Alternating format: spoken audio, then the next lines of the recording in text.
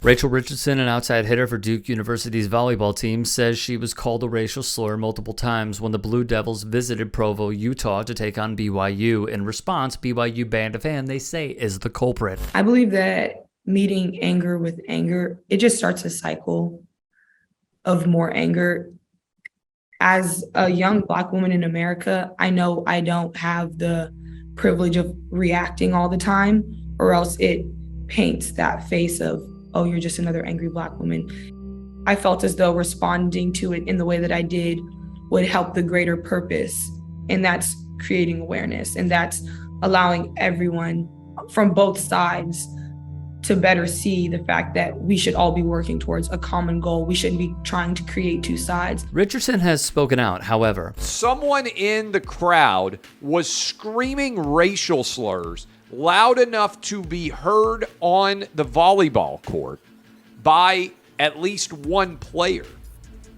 Wouldn't there be video of this? Conservative media is now running with the story of calling Richardson a liar from Outkick's Clay Travis. This scheme that they hatched to install Rachel Richardson, because that's what I believe it is at this point. This is an orchestrated scheme, and everybody's in on it. To another unapologetic Trump supporter, Jason Whitlock. We played BYU before. We played BYU multiple times. We played at Brigham Young, and then we played in Vegas at a bowl game against BYU. I have never heard a single one of those people yell a racial slur, and we had way more Black people on our team than she had on our volleyball team. Well, this logic kind of stinks from Officer Tatum, doesn't it? Oh, and by the way, check out Officer Tatum with Arizona gubernatorial candidate Kari Lake and, used loosely, comedian Terrence K. Williams. That's Brandon Tatum. Very close with Candace Owens. Used to work with Turning Point USA and Charlie Kirk. Frequent visitor to the White House.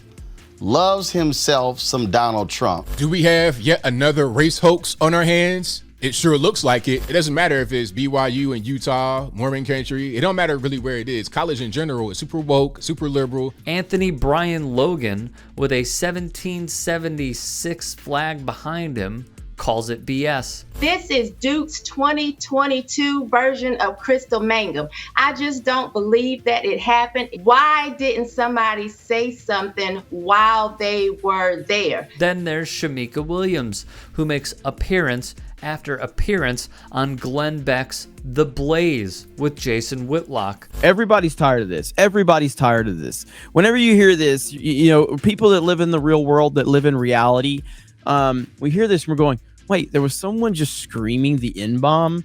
Like, that doesn't even sound real. 9 times out of 10, it is 100% a made-up story. This was starting to feel like a social justice virtue signal. I don't know that I buy that anybody said anything at this point. Glenn Beck, as we know, is an Obama birther. They are pouncing on this story, while also selling "Media is the Real Virus" t-shirts, playing down the coronavirus and the more than 6.5 million lives lost, while thinking they are the outliers, of course. It's not that we don't see past it. It's that many choose to blindly follow. Another problem I've seen, they cite for their sources the following.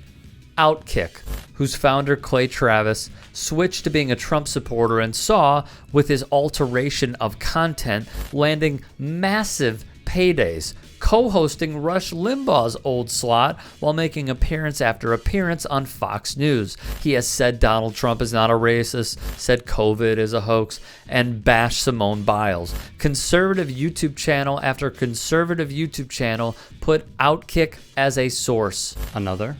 Breitbart. Yes, Breitbart. The same company who anointed Ben Shapiro as editor-at-large, then enlisted Steve Bannon as executive chairman of the company in 2012. They quote a contributor to the Daily Caller, an outlet founded by this guy. The whole thing is a lie. White supremacy, that's the problem. This is a hoax. Newsmax, an outlet which reached some fame because of their groveling to the Trump administration, asked if Rachel Richardson is the new Jussie Smollett. The fact remains, they are poo-pooing on this subject because it belittles a 19-year-old college student. And the very message remains as follows. Be wary of coming forward, because what they are saying is this: if you do, we're coming for you.